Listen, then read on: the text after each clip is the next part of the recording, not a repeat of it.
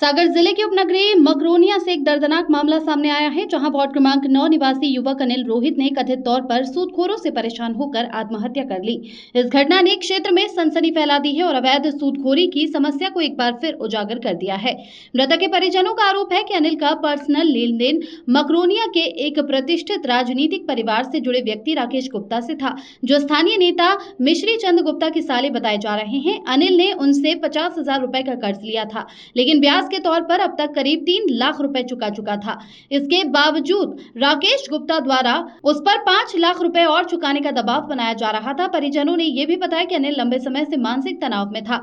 Police को घटनास्थल से एक सुसाइड नोट भी मिला है, जिसमें कथित रूप से साहूकार की प्रताड़ना का जिक्र किया गया है। पुलिस ने मामले की जांच शुरू कर दी है और संबंधित व्यक्तियों से पूछताछ की जा रही है। ये घटना न केवल अवैध सूदखोरी की भयावहता को दर्शाती है, बल्कि प्रशासनिक व्यवस्था पर भी गंभीर सवाल खड़े करती है। क्षेत्रवासियों ने दोषियों पर सख्त कार्रवाई की मांग करते हुए प्रशासन से न्याय की गुहार लगाई है। आशीष तिवारी की रिपोर्ट। आपको और क्या समस्या हुई? बबीता रोहित। क्या हुए आपके यहाँ? हमारे पति को गुप्ता परिवार के हैं, राकेश गुप्ता, उन्होंने धमकी दी सर। रात के 9 बजे रात फोन लगाया सर और धमकी दी कि पैसा देना, उन्होंने तो मार के फेंक देंगे सर। कौन है राकेश गुप्ता, क्या करते हैं? क्या मालूम सर, हम नहीं चिंते, हमने तो उनको पहचाना तो रहे हैं और बात कर तो देखो दुकान के पीछे रहते हैं सर वे, नल के पास। क्या मामला था, क्या लेन देन था आपका राकेश गुप्ता से? पैसे दिए थे सर, सो पैसे की वजह से पैसे जो ब्याज दे रहा है, 5 साल हो गए सर, और 5 लाख रुपया मंगा रहा है, 5 लाख और देखो। अभी कितने दे चुके हैं आप लोग? 5 साल से दे रहा सर, पूरा ब्याज दे रहा है। फिर भी कितना दे चुके हैं आप लोग? अब जो नहीं है सर हमें मालूम। कितने लिए थे? 50,000 लिए थे सर। मकरोनिया थाने आए हैं, क्या सुनवाई हुई आपकी? अब कुछ नहीं भाई सर। टीआई नहीं मिली? नहीं सर, अंदर हो गए जो कुछ हम नहीं गए सर।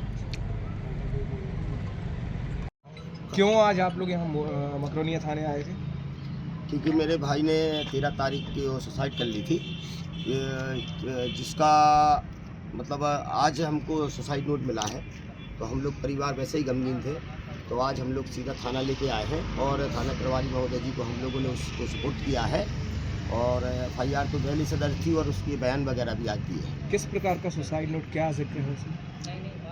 उसमें जो अपने यहाँ के दिग्गज राजनीतिक आदमी हैं मिश्री चंद गुप्ता, जो कि यहाँ मकरोनिया के बहुत ही पावरफुल और राजनीतिक हैं, और उनके साले राकेश गुप्ता और उनके राकेश गुप्ता के पिता, और उसमें एक राज गुप्ता है जो भी उनके शायद भाई हो सकते हैं, वो इन्वॉल्व है। इन लोगों ने 50,000 रुपये की राशि इनको ब्याज पर देकर कम से कम 3 लाख रुपए का मतलब मेरे भाई ने कर्ज चुकाया है और 5 लाख रुपए की डिमांड थी, और ना देने पर धमकाया गया है, जान की धमकी दी गई है और इनके प्रेशर में आकर उसने सुसाइड भी की है। कब लिए थे हमने पैसे?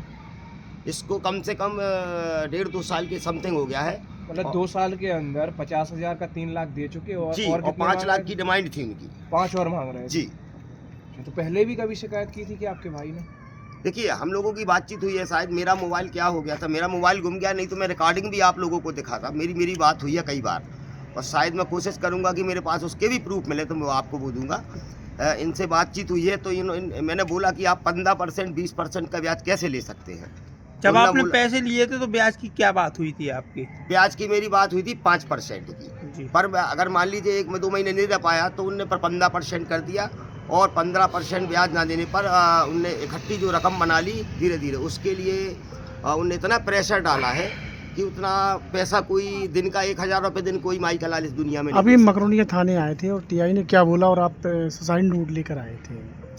मैंने मकरोनिया प्रभारी जी को अपना जो सुसाइड नोट थे वो अभी मैंने सुपुर्द कर दिए हैं। मोबाइल भी मेरे भाई का था, जिसमें कॉल डिटेल वगैरह और जिसमें फ़ोन पे पर जो इनको पेमेंट वगैरह किया गया है वो भी मैंने सर को दे दिया है, और हम लोग के परिवार के जो भी सदस्य हैं उनके बयान हुए हैं।